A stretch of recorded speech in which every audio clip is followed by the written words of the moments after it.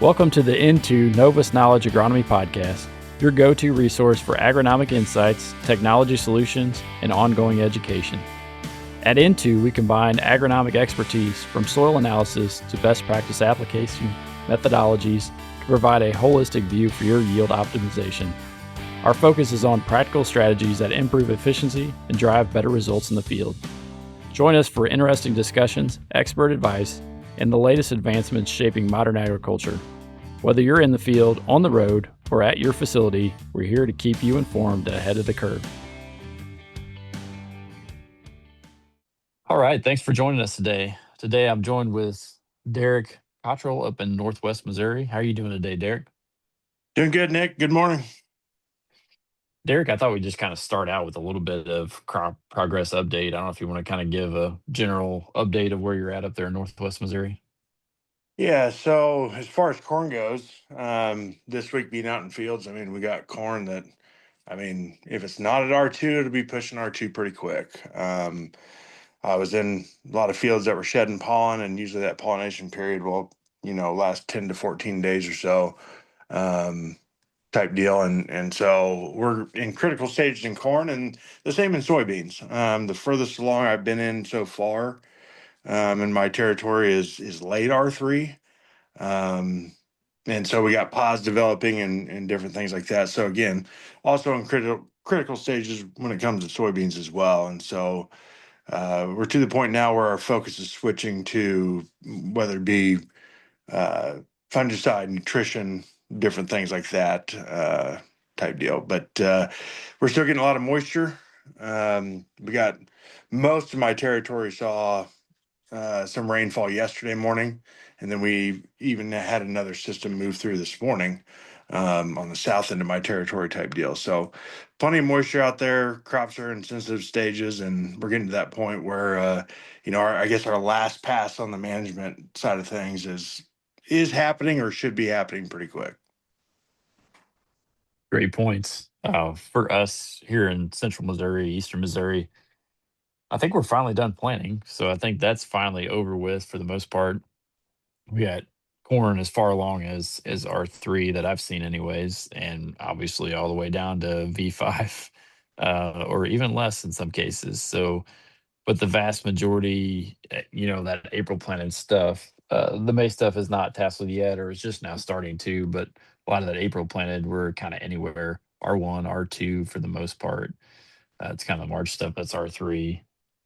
So we're pollinating to just completed pollination in the blister stage. Soybeans anywhere from just emerged to R4, at least what I've seen. Very earliest, maturity planted in March. Some of that stuff is R4. But then, yeah, maturity matters a lot. Planting date matters a lot because some of the later stuff planted early is not quite as far along. But a lot of the April stuff's kind of in the R2, R3 stage right now. Just late R2, getting ready to start R3. And most of the May stuff is in R2. So to your point, we're kind of getting geared up for that soybean fungicide insecticide application as well. A few people that have already done it, but for the most part, we're just getting geared up for that. Derek, I thought we kind of pivot there and maybe start out with like what's going on with the corn right now. What is stress going to impact? I guess you kind of mentioned up there that you guys are R1 or pushing into R2. So, what's going on with that corn plant right now? What could be protected? Yeah, you can apply any amount of stress to a corn crop, the same level of stress, and it's going to have the most impact in that pollination window. And so I guess I just encourage guys right now. I don't have very many growers that don't have corn right now that's either shedding pollen or just got done doing that. But what we're going to impact now could be kernel number per row, or it could be test weight for some of our corn that's further along type deal. But we are in the most sensitive stages. If you're going to apply some stress relief type products, whether that be fungicide, um, some of our biostimulants, our PGRs, things like that, we are in that window now. As far as disease goes, and last year was one of our biggest disease years we've had in quite some time, was the southern rust and even tar spot. I'm honestly, Nick, in corn, I'm not seeing a ton of disease right now. Now I just mentioned the moisture that we're getting, and in some cases we've had even record rainfall in some of my territory. And so we have the moisture, we have the host, we know the inoculum's there for tar spot. I think one of the biggest things that's maybe kind of holding that back just a little bit is the fact that we've been extremely hot here over the last, 10 days or so. And so if we don't already have that applied, that fungicide applied during this sensitive timing, if we were to cool off, that disease is going to blow up. And so that will end up being a limiting factor type deal. And then also keep in mind if we have that move in, then we typically get our stock rots that move in and things like that. The other big stressor I would say with corn is nutrient deficiency, in particular our leachables. So with all this rain that I've been talking about that some areas have gotten, our nitrogen, sulfur, boron, those types of nutrients that are highly leachable in the soil. We need to address those if we're going to be going across the field with a fungicide type thing. So address the leachable nutrients. If the field's clean, and by clean I mean weed free. If it's weed free, I would be making some management decisions now and not wait. What I see a lot of times, Nick, is I go out there and they're like, "Well, do you think I should do anything?" I said, "Well, your corn's at R3. We should have done something back, at tassel R1, R2 type deal." So if your corn looks really good right now and it's weed free and it's got a lot of potential and you've already invested a lot in that corn, go ahead and apply to it. That's the crop that I want you to be applying to, not the one that something moves in later on in the season. And that might be a long-winded answer there, um, but that's where I'm at. Yeah, no, you hit on some great points. I guess just as you mentioned, that corn is determined if it's determined length from the standpoint of if it's pollinating or finished pollinating. Once we get those kernels pollinated, we've set the kernel number. But then just after that, yeah, any major stress event could cut back and cause some abortion, especially there at the tip of what we could see, whether that be heat, etc. But yeah, to your point, we're trying to protect that. And I guess that would lead us into the whole disease conversation. I thought it'd be good just to kind of give another update where we're at as far as corn disease wise.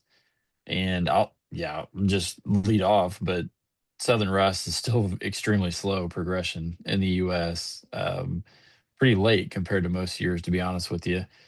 We've still got those confirmations in Texas, and then I see that they did light up one county in Georgia. So it's finally made it into Georgia, but it is way behind normal for where it's normally at this time of the year. Last year, like I mentioned last time, it was in central Arkansas by the end of June. It's still nowhere near Arkansas yet. So early corn, you may outpace it. Later corn is still probably going to be a problem for it, but it's just progression has been extremely slow in the U.S. on that one. I think tar spot's a completely different story. That's one where we do have confirmed cases in Missouri, and like you said, it's in the soil, the inoculum's there, so we know when conditions are conducive, we're going to see infection. And it's been, yeah, confirmed in several counties in Missouri. I've seen it myself now. It's usually just one spot, one lesion. Hasn't done a lot yet. We get up in the 90s next week. That's probably going to stall it out. But the big thing is, yeah, and you've seen it too before, Derek. But when conditions return, conducive conditions return, that thing ramps up and it ramps up in a hurry. And so you want to be protected to your point. You don't want to see a ton of tar spot and then try a rescue that doesn't work. You want to protect it before that happens. And Yeah, um, I think it's a 10 to 14 day latent period, what they'll call it, between infection and actually seeing symptoms. So again, most of the corn in my territory is in that prime window, and don't not apply because the corn looks good and I didn't see it right now type deal. Because it could very well, if we cool off at all, we have the moisture, and like we've said a couple times already, the inoculum, if we cool off at all, it'll ramp up and it'll happen so quick that by the time we get in there and do anything, the yield impact's already going to be there. And then just, yeah, gray leaf spot. I mean, that's a common disease we're used to dealing with, but that's probably the most prevalent right now. Warm temperatures, high humidity, good for its continued spread. And then I've seen a little bit of northern corn leaf blight. We had those cooler temperatures and wet weather. That's kind of what brings it on. You got a susceptible variety, though. It can be pretty hard on that. Right. But it kind of likes cooler temps, kind of like tar spot does. But yeah, Yeah. The I other guess thing I'd add to that is just, diseases in general. I don't care if it's tar spot, gray leaf spot, southern rust, um, whatever it may be. I'm more concerned at this point, this late in the game. I'm worried about that ear leaf and above. And so if you're out in your fields and you're assessing that crop and wondering if you should, maybe do a second application for those of you that have done some earlier ones, that ear leaf and above is going to have the biggest impact now, type deal. And the reason I say that is because gray leaf spot, tar spot, all those, they climb, the inoculums in the soil, so they climb up the plant. And so if we're keeping that disease below the ear leaf at this point in the season, the impact's probably going to be minimal. y- yeah, you're right. One thing I will say, man, yeah, if you knock it back early, it does take a while for it to ramp its way back up the plant. But yeah, you're right. Um, I guess the point with all that though is there is, as you were mentioning earlier, Derek, there's still a lot of potential out there. I feel like this is the time of the year where some folks like get a little squeamish and they want to jump off and not follow the plan all the way through. But I mean, there's just so much potential there. We've seen it all the way through to this point. Like this is the last step, as you mentioned earlier. It's too early to give up. You got to see it all the way through, and that's my thing. I'm right there with you. You know, if you've got a good looking corn crop out there, now would be the time to protect it for sure. Yeah, I think, I've said it in past reports. I've said it in probably the last few podcasts. Variability has been the key word. And so over these last couple of weeks and moving in over the next couple of weeks, it's we're going to have we get got a lot of yield potential, but it is going to be variable. And so I guess what I've been encouraging my growers to do is kind of assess the situation, and we don't have to do and probably shouldn't do the same thing over every acre, type deal.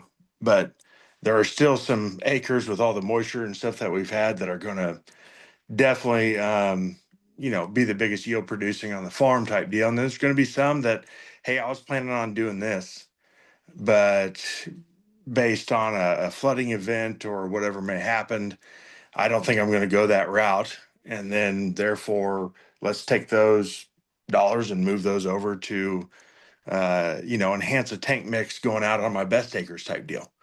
And so I guess my biggest thing is I would tell guys that don't feel like we got to run the same program across every single acre. We're going to have to get, creative with it and definitely go through it and not treat all our acres the same, type deal. And that's been, I guess, my biggest theme is go through and assess which fields have the most yield potential, and those are the ones you're going to push. And I'm not a fan of giving up on any acre, but the ones that obviously yield potential's not where we wanted it to be, we might cut back on that, but we might invest a little bit more on our acres that are going to produce, right? Yeah, for sure. The one caveat I throw in there too is just for us with a lot of late planted corn, the yield potential, depending on the year, maybe less, but just keep in mind that's the corn that's going to get the most disease pressure. So on a percentage basis, it's probably the one that needs the most protection.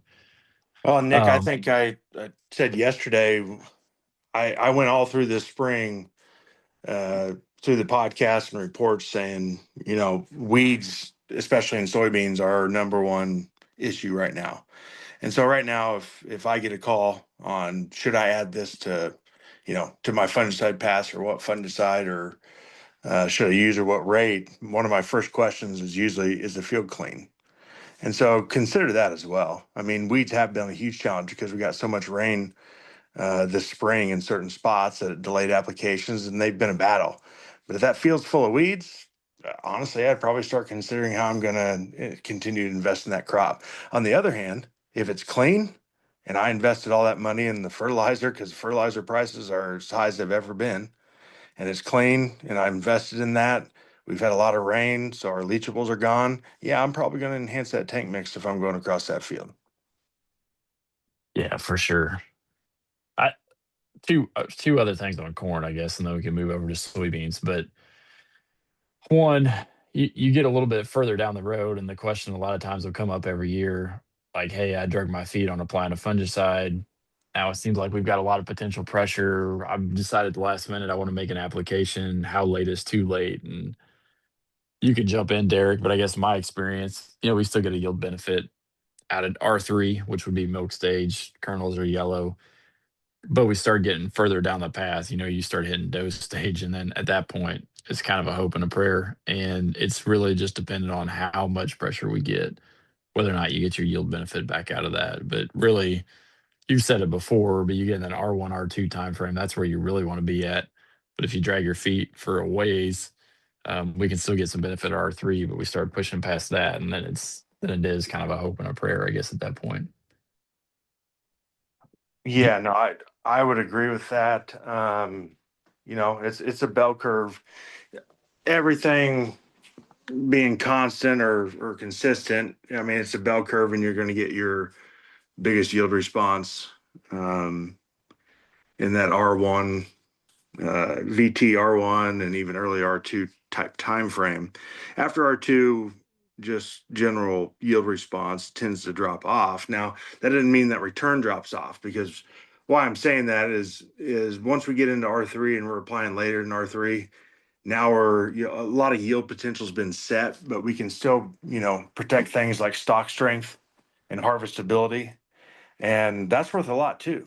Um, and so you can still get a return, maybe not in the form of actual yield, but in terms of harvestability and being able to get through that field faster, and spend less hours in the combine type deal. And it's a case by case scenario once we get to that R3 and beyond.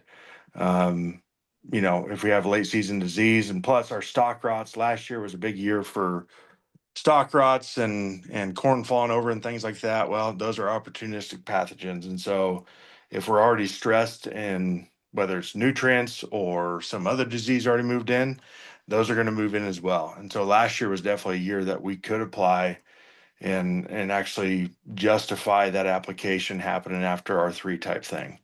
But in general, your biggest, without disease and without any other justification, your biggest response from a fungicide is going to happen between VT and R2. Good points. The last comment on corn, I guess I would make, and it's not as probably as important or pertinent to you up there, Derek, but for us with all this later planted corn, there's still some time there. And just driving by a field yesterday made me think about this. This was some later May corn, planted corn that still hasn't tasseled yet, but looking pretty yellow, had some fall applied in. Just in some cases, we have some significant nitrogen loss. And sometimes you get into that question this time of year, how late is too late on that? And I'll just say that, a lot of the data out there would say R2 would be the absolute latest. So when we get to that, I mean, you can still rescue a lot of yield on corn at tassel. R2, I've seen some studies there, still getting some yield benefit, but yeah, once you get past that, that would be a hope and a prayer at that point. But we definitely want to do something about it before we get there. But again, just a topic for me where we got a lot more later planted corn, and we get into some of this June corn that had fall applied anhydrous. It's not been top dressed. It probably should have been, or probably should be. With that said, I guess just to make one loop into soybeans, we're approaching, some have made that application. I've got quite a few guys on some early stuff gearing up maybe next week. But fungicide, insecticide applications on soybeans, there's still a lot of potential yield to protect. I guess maybe a little discussion, Derek, there on the philosophy. What product do we use? What do we go about it with? Just your thoughts there. Yeah. So again, both corn and soybeans are in critical stages, right?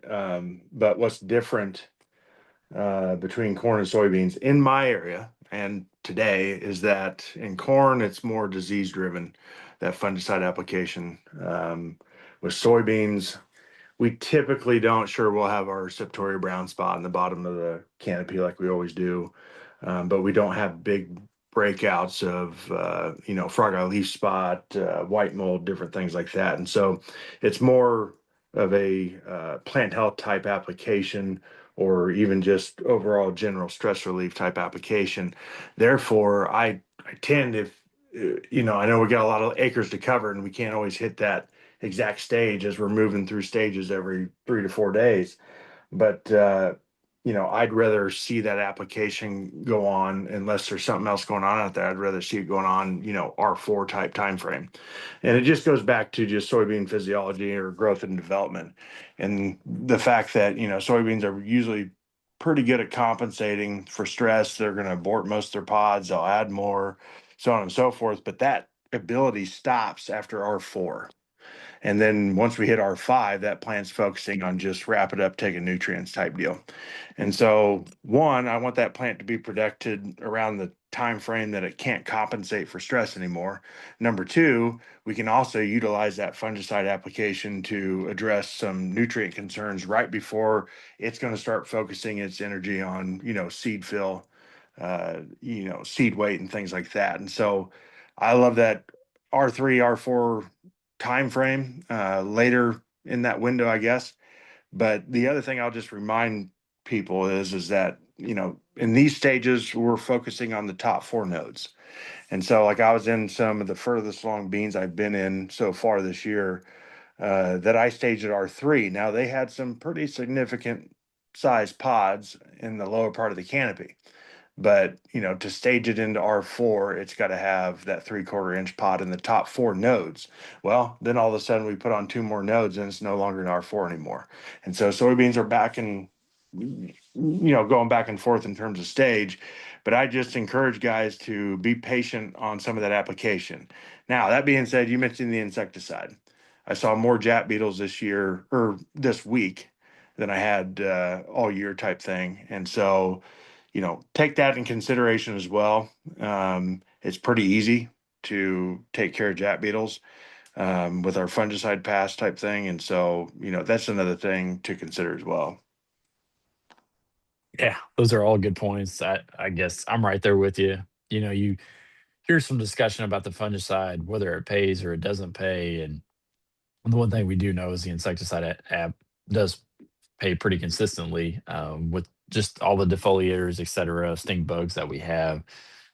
So there's a lot of yield to protect with that potential application. And I would agree with you. Soybeans are one for sure that maybe you don't have to break the bank on the fungicide, and maybe there's a lot of opportunity there to add, whether it's a nutritional product, a stress reliever, a PGR, or whatever. There's a lot of potential place to put that in and add yield in another way. And you brought up the Jap beetles, and I mentioned it last time, but I would agree with you. I think they probably do more damage to soybeans than we give them credit for. And I always feel like, I mean, I hate to say it because there could be potentially be a case where we should have sprayed them in corn, but a little more overhyped, I guess I'd say in corn. I'm not gonna say in every situation, but a lot of times they are.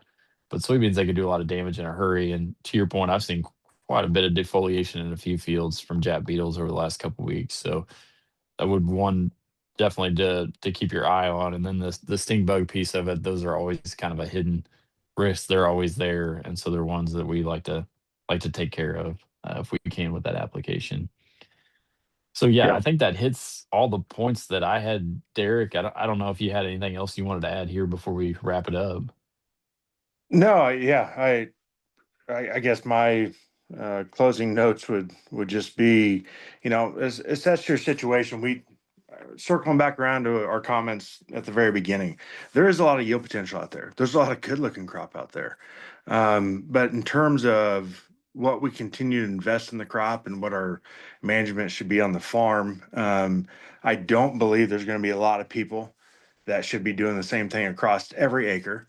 But work with, people like myself, like you, Nick, your local retailer to say, hey, I'm not sure I should be doing this on this field anymore, but can I continue to push my other acres type deal? And what else do I need to have if we're already going to go across the field? Make the most of that pass type thing. Because there's definitely a lot of stressors there, but there's, a lot of good crop to push. And I just encourage everybody to work with somebody to determine which acre is the best to continue to invest my dollar into type thing at this point. But certainly don't give up on it because yeah, this is not a good time to do that. We've already invested so much into our crop, and so let's protect the investment. It's just how do you do that and where do you do that, and it's a case by case scenario. Yeah, I would agree with you. We've seen it through to this point. We just will see all the way through to the end. We don't want to give up now. One last thing on soybeans, I just thought of this while you were talking. You mentioned nutrient uptake and high demands as we get there towards the end, especially start pushing down the tail end of that after the fungicide insecticide application. A lot of demand for macronutrients, obviously, but I was just talking with someone yesterday. The micronutrients, some pretty high demands too, and manganese one of those at R3 that peaks out. So I think there's a lot of potential opportunity to help feed that plant. To your point, with not only if you're feeding it macros but micros as well. So Absolutely. Yeah. with that said, well, we really appreciate you guys listening to us, and we look forward to seeing you next time. Thanks. Thank you for joining us. This podcast is brought to you by Into Novus Knowledge. Please reach out to your Into agronomist if we can help in any way. Join us next time for more in-depth agronomic advice.